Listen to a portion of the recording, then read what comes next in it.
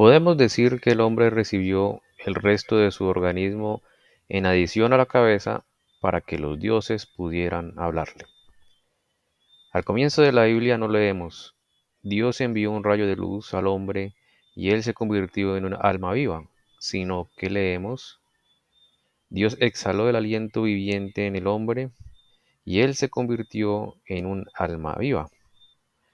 Aquí está reconocido que el impulso divino alcanzó al ser humano a través de una actividad que no es de la cabeza. A partir de esto se hará evidente para ustedes que este impulso divino pudo en un principio venir al hombre solo en una clase de clarividencia inconsciente, o mejor, a través de la comprensión de que fue dado a través de clarividencia inconsciente. Si consideran el Antiguo Testamento, encontrarán que es el resultado de la clarividencia inconsciente. Sabemos esto de anteriores discusiones. Steiner también le dice esto clarividencia atávica, ¿no? Aquellos que ayudaron a ocasionar el Antiguo Testamento eran conscientes de este hecho. No puedo describirles hoy cómo el Antiguo Testamento vino a la existencia, pero me gustaría señalarles lo que hemos tratado repetidamente con estos asuntos, y que los maestros del antiguo pueblo hebreo eran conscientes del hecho de que su Dios les había hablado no a través de percepciones sensoriales directas, no a través de pensamiento ordinario, no a través de aquello de lo que la cabeza es el mediador, sino que su Dios les había hablado a través de sueños, no sueños ordinarios, sino sueños impregnados de realidad. Dios les habló en momentos de clarividencia, como cuando habló a Moisés desde la zarza ardiente. Y cuando los iniciados de este antiguo tiempo fueron preguntados sobre la manera en la que recibían las llamadas divinas, ellos respondieron, el Señor, cuyo nombre es inefable, nos habla, pero nos habla a través de su rostro. Y el rostro de su Dios lo llamaron Miguel, aquel poder espiritual que pertenece a la jerarquía de los arcangeloi. Sintieron a su Dios permaneciendo desconocido incluso detrás de las experiencias de los clarividentes. Pero cuando el clarividente, a través de la fuerza interior de su alma, se alzó hasta su Dios, entonces Miguel le habló. Pero este Miguel solo hablaba a los hombres si eran capaces de transportarse a un estado de conciencia diferente del ordinario, si eran capaces de transportarse en el estado de una cierta clarividencia en la que se hacían conscientes de lo que trabaja y vive en el ser humano durante el periodo entre irse a dormir y despertarse, o a través de la voluntad que permanece subconsciente y está en el estado de sueño durante la conciencia despierta de día. Bueno, muy interesante. No sé si tengan algún comentario o pregunta o continúo.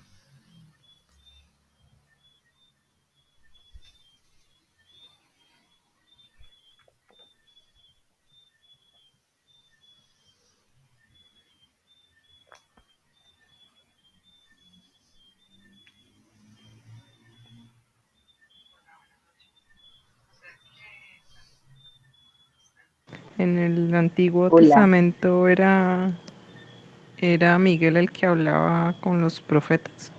Eso creo que ya lo habían preguntado, ¿cierto? Hola, Kate. Sí, sí. Ya lo habíamos leído esto, ya creo que ya lo habías preguntado, sino que la idea era como retomar desde el inicio de este capítulo para tener como una idea concatenada con lo que seguía en la lectura. Entonces, sí, Kate. No sé si te acuerdas de la respuesta o tomarás la voy a volver a decir. La idea es que todos los profetas del Antiguo Testamento tenían como su Dios principal a Jehová o a Yahvé, ¿no? Y por medio de ellos, esa inspiración de su Dios único, se lo daba a todo el resto del pueblo judío, ¿no? Sin embargo, Sabemos por Steiner que Jehová o Yahvé pertenece a una jerarquía muy superior, muy por encima de la humana. Está por encima de los ángeles, arcángeles, principados y va siendo potestad. O sea, cuatro niveles superior al ser humano. Eso es mucha diferencia. Entonces, como mediador entre los profetas y esta alta jerarquía, Jehová o Yahvé, estaba una jerarquía intermedio, un arcángel que se llama Miguel. Entonces Miguel era el que hacía de mediador entre lo que, digamos, la que pretendía o quería Jehová, Yahvé, y el pueblo judío, por medio de Miguel, que era un arcángel, que está un poco más cerca a la jerarquía humana y también en ese mismo sentido igual de cerca que la jerarquía superior de las potestades o Yahvé o Jehová. Y a su vez, y eso también Steiner lo dice, Jehová era un mediador entre una jerarquía aún superior a él, 9 veces superior al ser humano y entre 5 a 6 veces superior a Jehová, que es Cristo. Entonces, esas es como unas varias mediaciones para que las acciones de estas jerarquías puedan obrar en el ser humano. Esa es la respuesta, Kate. Ah, listo, Santi, muchas gracias. Vale, muy bien. No sé si alguien tenga alguna otra pregunta, ya, comentario o continuamos.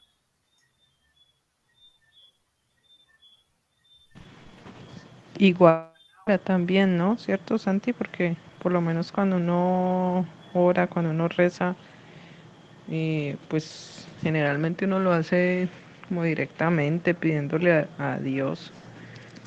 Pero pues también hay mediadores, ¿no? Por ejemplo, el ángel de la guarda, pues entiendo como que es el que como que transmite ese mensaje, la Virgen. Bueno, no sé si estoy en lo cierto. Estás en lo cierto. Así es, Kate. Es el ángel de la guarda que se comunica con esas jerarquías para la mayoría de las religiones, ¿no? Y las personas normales. Los católicos tenemos adicional a la Virgen María, por supuesto, además del ángel de la guarda. Entonces, por eso tenemos cierta ventaja los que creemos en la acción mediadora de la Virgen María. Muy bien, no sé si alguien tenga un comentario adicional, pregunta o continuamos.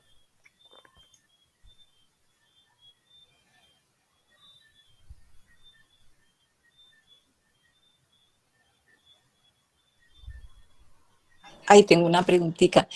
Cuando antiguamente le preguntaban que al oráculo o algo así, ¿era a Yahvé que le preguntaban al arcángel Miguel? No, es buena pregunta. Eh, los pueblos de antes de Cristo tenían sus dioses, ¿no? Sus arcángeles que los cuidaba, que los dirigía, ¿no? A sus pueblos. Había muchos oráculos en diferentes pueblos y culturas por los diferentes años, milenios, siglos antes de Cristo, ¿no? En el caso del pueblo judío, los profetas hacían de oráculo y se comunicaban por el arcángel Miguel. En el caso del pueblo persa, el arcángel director, los profetisas que se comunicaban con su Dios, con su arcángel, era el que es muy conocido en la Biblia con el nombre de Baal. No es como se piensa en la tradición católica o cristiana que Baal es un demonio, no, es un arcángel, es el arcángel director del pueblo persa.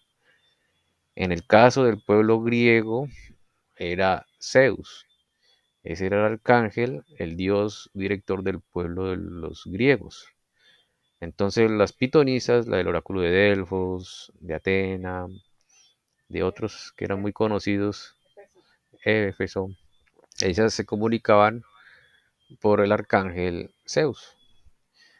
Eh, el pueblo egipcio también tenía su arcángel director, tuvo varios nombres en diferentes tiempos, Ra al principio y después Osiris, ¿no? pero ese era el arcángel director del pueblo egipcio. Y así con todas las culturas han tenido su arcángel director, que a su vez era su dios principal. Entonces las pitonisas, los oráculos se comunicaban con su arcángel director. Entonces, muy buena pregunta, Javi. Gracias. Ok. ¿Alguien tiene alguna otra pregunta, comentario o continuamos?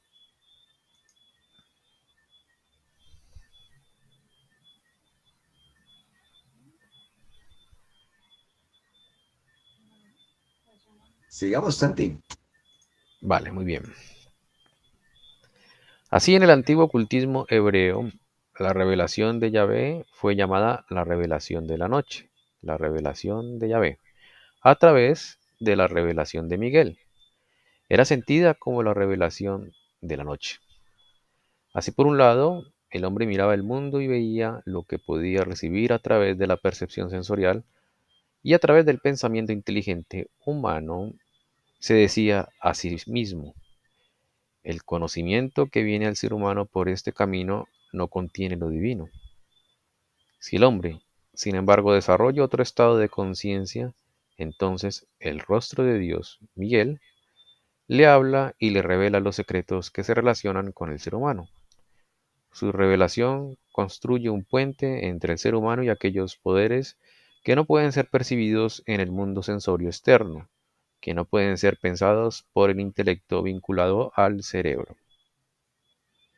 De esta manera, debemos decir, los seres humanos de la era precristiana dirigieron su mirada, por un lado, hacia el conocimiento del sentido que era su guía en sus empresas terrenales, y por otro lado, hacia aquel conocimiento que el ser humano solo poseería en conciencia ordinaria, que no poseía, si esta conciencia permanecía despierta también durante el periodo de sueño. Durante estos tiempos antiguos del Antiguo Testamento, la gente sabía que el ser humano está en el entorno de seres espirituales durante sus horas de vigilia, pero que estos seres espirituales no son sus seres creadores, sino los seres luciféricos. Los seres que la humanidad siente que son los seres divinos creadores estaban activos en el hombre desde el momento de dormirse hasta que se despertaban, y también en aquella parte de su naturaleza que duerme durante el día. En el tiempo en que el Antiguo Testamento se originó, Yahvé fue llamado el regente de la noche, y Miguel, el rostro de Yahvé, fue llamado el servidor de la ley de la noche. Y la gente de aquel tiempo se refería a Miguel cuando se refería a las inspiraciones proféticas a través de las cuales recibían conocimiento que era mayor que el del mundo sensorial. Bueno, muy bien, no sé si tengan algún comentario, pregunta o continuamos con la lectura.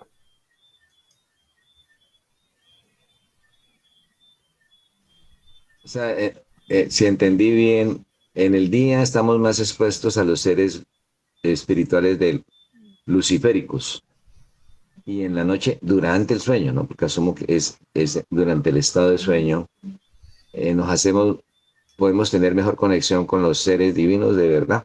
Bueno, con los seres divinos, o sea, ¿se puede decir eso, Santi? Sí, así es.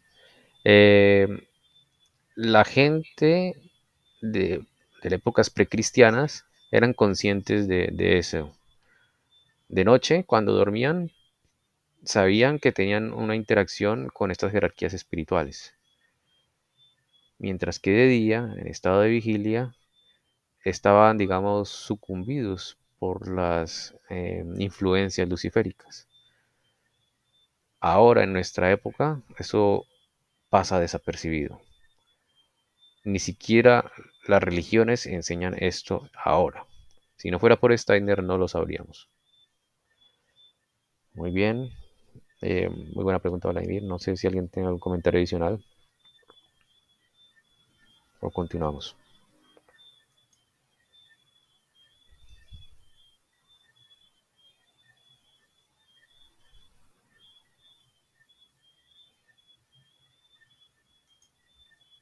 Bueno, va a continuar.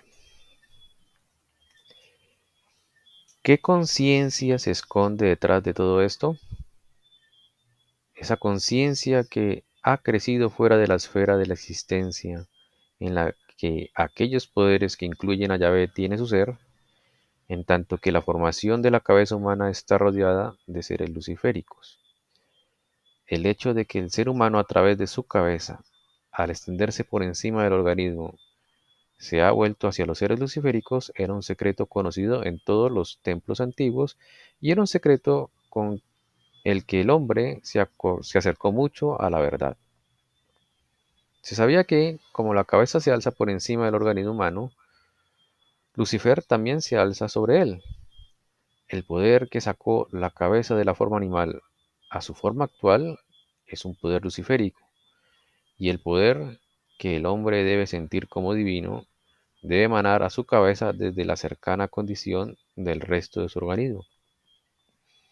Esta era la situación en la que respecta al conocimiento del hombre en épocas precristianas. Entonces el misterio del Gólgota entró en la evolución terrestre y sabemos que significa la unión de un ser supraterrenal con la evolución del hombre en la tierra a través del cuerpo de Jesús de Nazaret. A través de la muerte en el Gólgota, el ser que llamamos el Cristo se ha unido él mismo con el ser humano de la tierra. ¿Qué significó esto para la evolución de la tierra? A través de este suceso, la evolución terrestre recibió por primera vez su significado real. La tierra no tendría su significado si el hombre se desarrollara en esta tierra con sus sentidos y el intelecto vinculados a la cabeza que son de origen luciférico. Si él tuviera que percibir el mundo de la luz surgiendo del sol y las estrellas sobre la tierra, sino que fuera obligado a permanecer en su estado de ensueño para percibir lo divino. Para estas condiciones la tierra nunca hubiera obtenido su sentido, ya que el ser humano despierto y la tierra tienen su sitio juntos. El ser humano durmiente no es consciente de su conexión con la existencia terrestre. A través del hecho de que el Cristo ha vivido en un cuerpo humano que ha pasado a través de la muerte, la evolución en la tierra ha tenido un vínculo adelantado. La completa evolución de la tierra ha adquirido un nuevo significado. La posibilidad ha surgido para el ser humano de ser gradualmente capaz de conocer los poderes de su divino creador también durante el día, durante la ordinaria vida despierta, es decir, en su estado normal de conciencia. Que la gente esté aún en un error hoy en lo que concierne a este asunto está provocado por el hecho de que el tiempo que ha transcurrido desde el misterio de Golgotá no ha bastado para conducir al hombre a una percepción durante la vida despierta de ese mundo de lo que los profetas del Antiguo Testamento eran capaces de contemplar en aquellos tiempos que experimentaban como impregnados por las revelaciones de Yahvé, su Señor de la noche, y su rostro Miguel. Un periodo de transición era necesario, pero con el fin del siglo XIX, toda la sabiduría oriental apunta a la importancia de este fin del siglo XIX, aunque desde un punto de vista completamente diferente. Con el final del siglo XIX ha llegado el tiempo en que los seres humanos deben reconocer que dentro de ellos la facultad latente está dispuesta a ser despertada, que es capaz de contemplar a través de la revelación diurna lo que en tiempos anteriores era transmitido en revelaciones nocturnas a través de Miguel. Bueno, muy bien, no sé si tengan algún comentario, pregunta o continuamos. No sé, Santiago, ahorita pues hilando la lectura de lo que hemos compartido esta noche y otras lecturas, pensaba en que, bueno, acá Steiner habla de la cabeza, ¿no? Pero, por ejemplo, para como traerlo al mundo presente, la gente que investiga las experiencias cercanas a la muerte, que me parece que es un campo muy, muy bonito y de mucho soporte para lo espiritual, porque hay médicos muy eminentes que están trabajando en eso, ellos argumentan que la conciencia, que el cerebro no es el centro de la conciencia, sino que la conciencia está, digamos que él no tiene un sustrato biológico como pues, como sostiene la ciencia y la medicina tradicional. No sé hasta qué punto pudiéramos relacionarlo con esto.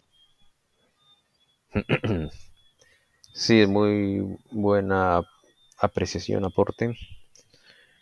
Yo creo que bastante, Vladimir, porque para la ciencia actual, para la medicina actual, toda nuestra psiqui, nuestra conciencia se ha creado a partir de conexiones neuronales, ¿no? Que al fin y al cabo es parte de un mundo material, el cerebro y todo lo demás que está relacionado al sistema nervioso, ¿no? Eh, Estos estudios de lo que ha pasado a personas en estado de muerte cerebral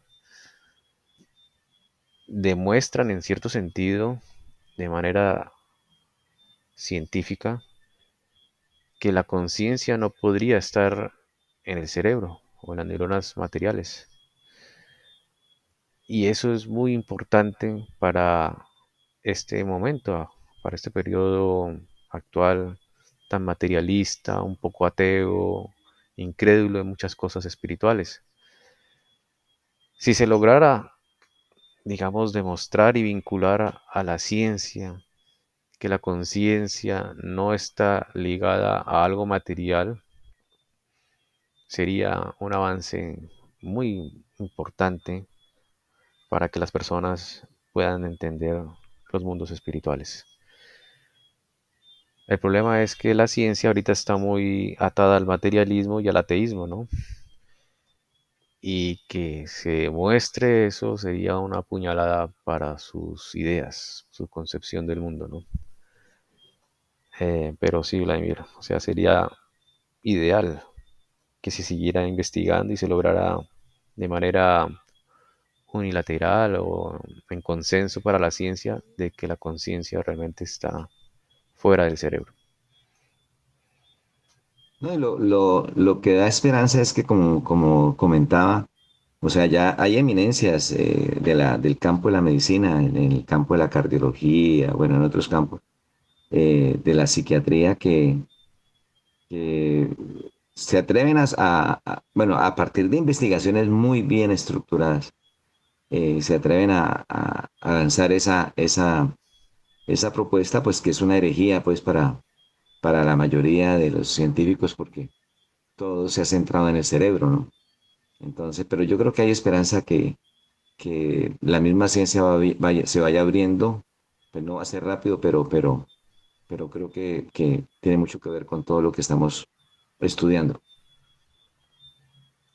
Sí, así es. Ojalá se logre por medio de la medicina ese avance que la ciencia necesita, porque ahorita está muy atascada y, digamos, muy, digamos, envenenada del ateísmo. Y eso hace que también sea muy difícil, ¿no? Que se pueda vencer esa etapa. Pero totalmente de acuerdo contigo, Vladimir. Bueno, ¿algún otro comentario, pregunta o continuamos?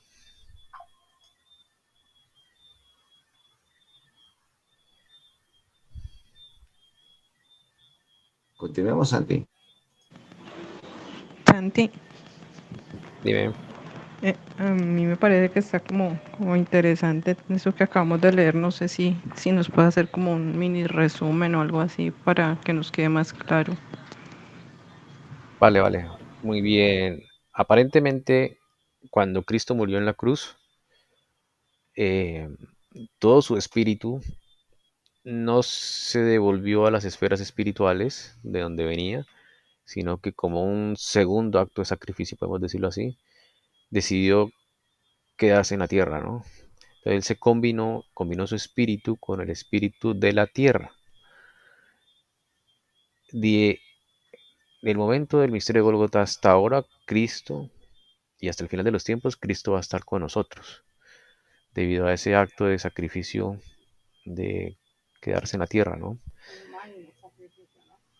Entonces, gracias a que Cristo, por decirlo así, trajo los cielos o los mundos espirituales a la tierra misma, ha hecho posible que nuestra conexión con los mundos espirituales sea mucho más fácil que antes.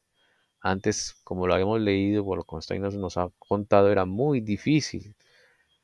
El proceso de la iniciación, que se hacía muy secreto en los misterios, era muy difícil y muy complicado. Después de la muerte de Cristo, esto se vuelve muy, entre comillas, relativamente fácil. Es cercano y no necesita de un maestro que lo eduque, que lo discipline, que con ciertos ejercicios y con unas dificultades difíciles en el proceso para poder lograrlo, ¿no? Ahora simplemente con tener buena voluntad, con fuerza de voluntad, se puede lograr. Muchos santos han logrado esa conexión con los mundos espirituales por sus propios méritos, con su propio esfuerzo de voluntad, ¿no? Entonces, Steiner dice en este párrafo que ya es el momento, a partir del siglo XIX, en que el ser humano puede o tiene la oportunidad de conectarse con los mundos espirituales, de tener esa conciencia que antes lo tenían los profetas con las jerarquías espirituales en la noche. Ahora se puede poder tenerla en estado diurno, gracias a ese hecho de Cristo que hizo en el Golgota al unirse con el espíritu de la tierra. Eso es, Kate. Ah, listo, gracias, Santi. Pues entonces todo es gracias al misterio del Gólgota. Antes de eso no sé, pues obvio no se podía porque la iniciación era diferente, ¿no? Eso fue lo que marcó la diferencia. Exactamente. Eso fue lo que marcó la diferencia.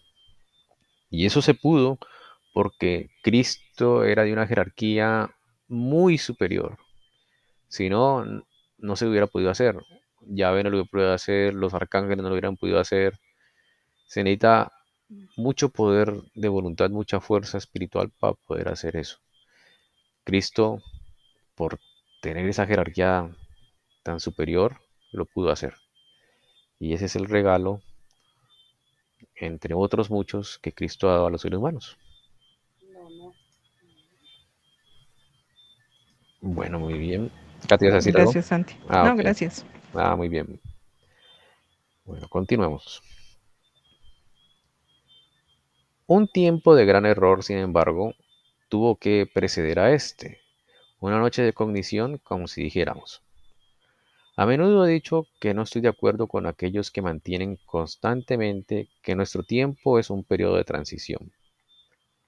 Sé demasiado bien que todo tiempo es un periodo de transición, pero no quiero pararme en definiciones tan formales y abstractas, ya que la cuestión es que uno debería indicar claramente en qué consiste la transición de un tiempo en particular. La transición en nuestro tiempo consiste en la necesidad del hombre de reconocer que lo que primeramente se obtuvo en conocimiento nocturno, debemos ahora obtenerlo a través del conocimiento diurno. En otras palabras, Miguel era el revelador a través de la noche, y en nuestra época debe convertirse en el revelador durante el día. De ser un espíritu nocturno debe convertirse en un espíritu diurno. Para él el misterio de Golgota significa la transformación de un espíritu nocturno en uno diurno. Este conocimiento, que debería hallar su camino entre los seres humanos mucho más rápido de lo que creemos hoy, tenía que ser precedido por un gran error. De hecho, por el mayor error imaginable en la evolución de la humanidad, a pesar de ser aún considerada una verdad importante y esencial por mucha gente de hoy. El origen de la cabeza humana se ha tornado completamente oculto a la humanidad moderna. La espiritualidad luciférica, conectada con la cabeza humana, se ha tornado completamente velada. El ser humano, como dije, era considerado una unidad, también en el aspecto corporal. La cuestión de su ascendente surgió y se dio la respuesta de que el hombre descendía del animal, mientras que en realidad solo lo que es luciférico en el hombre proviene de lo animal. La parte del hombre, no obstante, a través de la cual sus divinos creadores le hablaron en edades anteriores durante su estado de sueño, solo vino a la existencia como un apéndice de la cabeza humana, mientras que el animal vino a la existencia separada de ella. Muy bien, esto es interesante, no sé si tengan algún comentario o continuamos.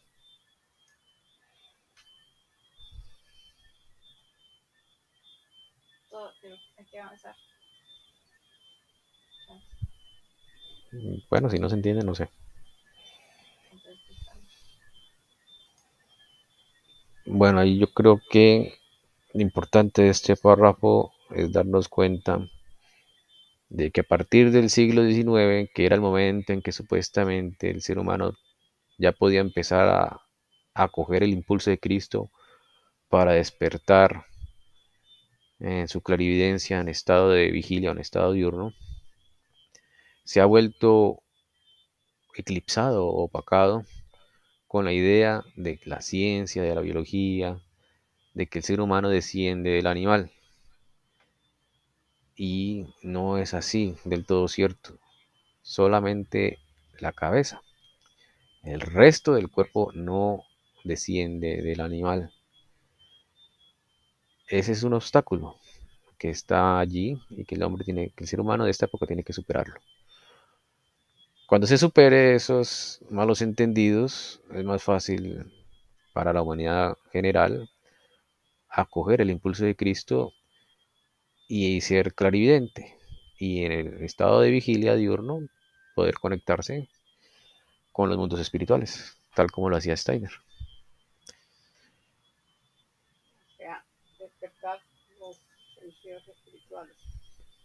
Ah, no escucho nada.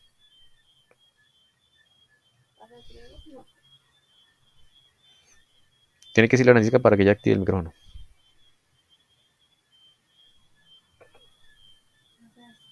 No, que era como despertarlo. Pero me dice, ¿lo vas a decir ahí o no?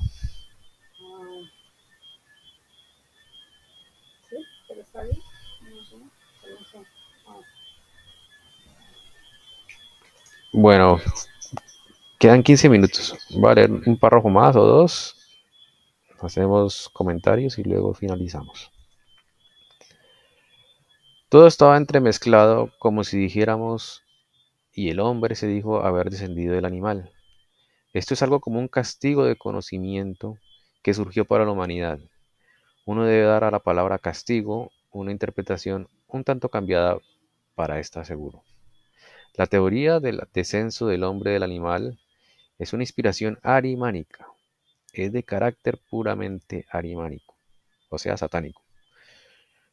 Para la ocultación de la sabiduría que apunta a la cabeza humana como una formación luciférica, debemos el delirio de que el hombre desciende del animal. Al fracasar en comprender el descenso de la cabeza humana de la manera correcta, el hombre también fracasó en aprender los demás hechos de la manera apropiada. Así la opinión se deslizó en el pensamiento humano, de que el hombre como un todo está relacionado con el animal. El concepto mundial de nuestra moderna civilización se impregnó de la idea errónea de que la cabeza humana es la parte más noble del hombre y fue contrastada con el resto de su organismo. Exactamente como el bien en el mundo es contrastado con el mal, cielo e infierno, una diada en vez de una triada. Lo cierto es que lo que el hombre consigue en el mundo por medio de su cabeza lo debe a la sabiduría del universo, pero a la sabiduría luciférica, y que esta sabiduría luciférica debe gradualmente ser impregnada por otros elementos. Después de que la evolución de la humanidad hubo pasado a través de las etapas de antiguo Saturno, antiguo Sol y antigua Luna, y la evolución en la Tierra, hubo empezado aquel poder espiritual que llamamos el poder de Miguel, organizó la naturaleza luciférica en la formación de la cabeza humana, entre comillas, y él arrojó a sus espíritus oponentes abajo sobre la tierra, cierra comillas. Es decir, a través de arrojar abajo los espíritus luciféricos que se oponían a Miguel, el hombre se impregnó por esta razón por aquello que surge de su cabeza. Así fue Miguel quien envió a sus oponentes al hombre para que al recibir este elemento luciférico opuesto, el hombre pudiera recibir su razón. Entonces el misterio de Golgota entró en la evolución humana. El Cristo pasó a través de la muerte de Jesús de Nazaret y se unió él mismo con la evolución de la humanidad. El tiempo de preparación había pasado. Miguel mismo en los mundos suprasensibles ha participado en los resultados del misterio de Golgota. Desde el último tercio del siglo XIX, Miguel ocupa una posición única en la evolución de la humanidad. Lo primero que debe suceder a través de la correcta comprensión de la relación del hombre con Miguel es la comprensión de secretos tales como el que nos hemos esforzado en presentar hoy, concerniente a la cabeza y al resto del organismo humano. El asunto esencial para los seres humanos es ver que como no reconocían el verdadero origen de la cabeza, estaban condenados a caer en la ilusión sobre el origen del ser humano completo, porque rechazaron concebir la actividad formativa luciférica que tuvo lugar en la cabeza humana. Cayeron bastante en la ilusión de que la cabeza humana tenía el mismo origen que el resto del ser humano. La humanidad debe penetrar estos misterios, debe audaz y valientemente enfrentarse al conocimiento de que a través de asir nuevos misterios divinos, deben en su vida interior mejorar todo lo que le es dado a través del mero entendimiento de la cabeza, a través de la sabiduría o inteligencia meramente humana, terrenal. Y lo primero de todo, el gran error debe ser corregido, que ha precedido el punto decisivo, el error que yace en la interpretación materialista de la teoría de la evolución del descenso del ser humano completo del animal. Bueno, yo creo que podemos dejar allí. No sé si tengan algún comentario, pregunta. Ustedes dirán.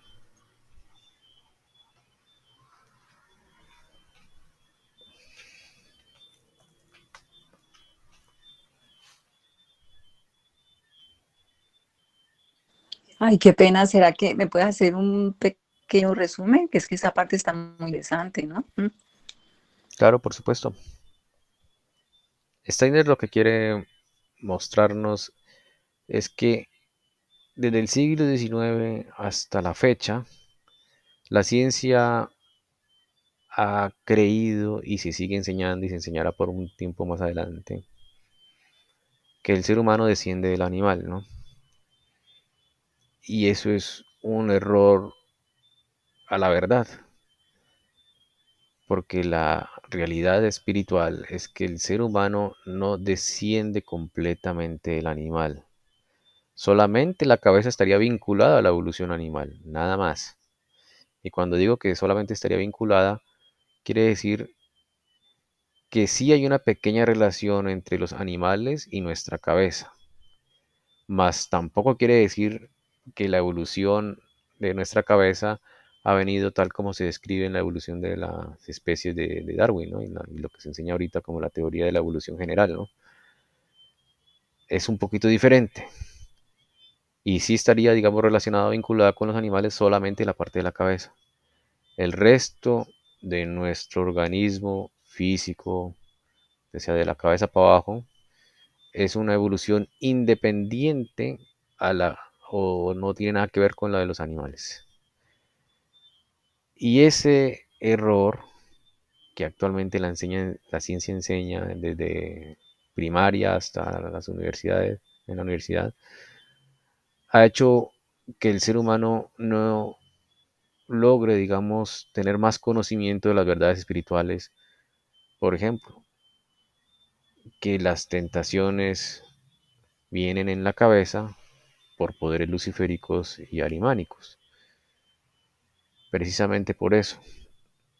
Y debido también a ese error, muchas religiones han caído en el error de poner, digamos, en contraste, en dualidad, digamos, el cielo y el infierno, ángeles contra demonios, de una manera muy básica y por lo tanto tiene ciertos errores de comprensión, porque no debería ser una dualidad, sino más bien como una especie de trinidad, donde hay varias jerarquías asediando la cabeza del ser humano, los luciferes y los arimanes, Mientras que las jerarquías buenas, dirigidas por Cristo, están en otro, en un centro, digámoslo así, en el centro de la balanza. Entonces, esta serie de errores han impedido que el ser humano logre alcanzar de manera más efectiva el impulso de Cristo, esa comprensión de Cristo, comprensión de los mundos espirituales. Y esa comprensión de Cristo, ese estado de clarividencia diurna, se hace por medio de Miguel, el arcángel Miguel, que antes lo hacía a los profetas de noche. Ahora Miguel está presto para hacerlo en estado de vigilia, o sea, en estado diurno, si el ser humano acoge el impulso de Cristo. Ese es como el resumen, Fabio. No sé si enrede más o queda más claro. Uy, muchas gracias, sí, muy bueno. Vale, muy bien. No sé si alguien tenga alguna otra pregunta, comentario. Santi, para aclarar, esa evolución de la que hablamos, que sí ven, pues que la cabeza sí viene como de la evolución de los animales, ¿es física? Sí, digamos, el resultado es, la consecuencia es algo físico, ¿no? Todos los procesos evolutivos son procesos espirituales que se hacen en el cuerpo etérico y el cuerpo etérico modela el cuerpo físico, ¿no? Entonces, millones de años atrás, empezando la Tierra, el cuerpo etérico del ser humano estaba, digamos, dividido como en dos etapas o en dos partes. Una que estaba dirigida por Lucifer y Arimán, principalmente por Lucifer, ¿no? Y la otra por los espíritus de la forma, o Yahvé o Jehová, como quiera decirse, ¿no? Esas fuerzas formatrices en la cabeza que ejercía Lucifer han hecho que poco a poco el ser humano haya ido desprendiendo por rezagos las especies animales a partir de su evolución de la cabeza, a partir de su evolución eh, que ha sido tentada por Lucifer y Arimán, ¿no? Entonces, esos rezagos, esas, esos impedimentos que han tenido los seres humanos de antaño para poder evolucionar por consecuencia de las tentaciones de Lucifer y Arimán, se han quedado como rezagos en las formas actuales de los animales. Y eso solamente por la cabeza humana. Eso es lo único, así que se debe como aclarar ahí, Kate. No sé si enredé más o quedó claro.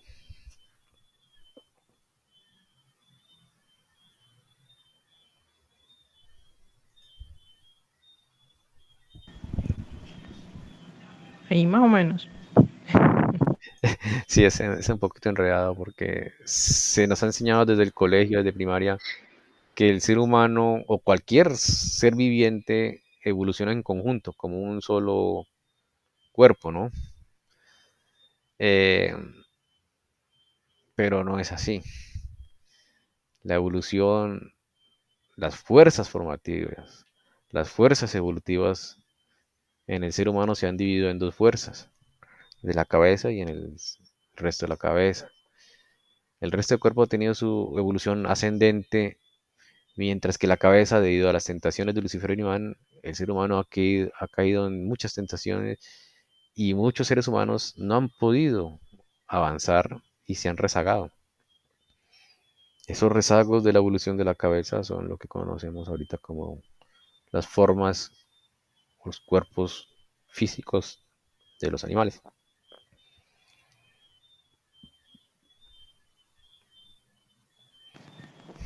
Ya, listo, gracias, Santi. Vale, muy bien. Igual sé que esto es un poco enredado, pero esa es la idea y poco a poco lo iremos trabajando entre todos para entenderlo mejor. Bueno, muy bien, no sé si tengan un comentario adicional o ya damos por terminado la sesión de hoy.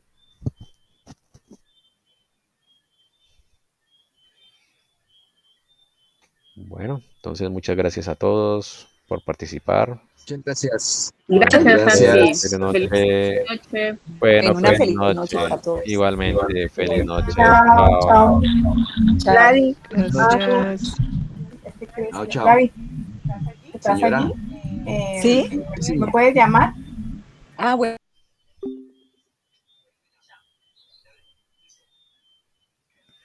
Gracias.